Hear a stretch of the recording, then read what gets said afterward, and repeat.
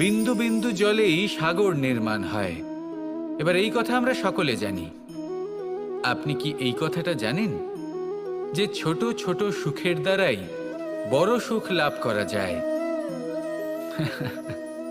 একজন বাবাকে দেখুন, সন্তানের জন্ম থেকে তার যুবক হওয়া পর্যন্ত তার সাথে ছোট ছোট সুখ যাপন করেন। এই ছোট ছোট সুখগুলি তাদের প্রেমের সম্পর্কে গভীরতা নিয়ে আসে, এবং প্রেমের এই গভীরতা তাদের জীবনে বড় সুখ নিয়ে আসে। এটা ঠিক সেই রকম যেরকম বিশাল এক সমুদ্রে, গভীর এক সমুদ্রে অমূল্য রত্ন খুঁজে পাওয়া যায়। এটাও ঠিক সেই রকমই। সেই জন্য জীবনে বড় বড় সুখের খোঁজ করতে গিয়ে সময় নষ্ট করবেন না।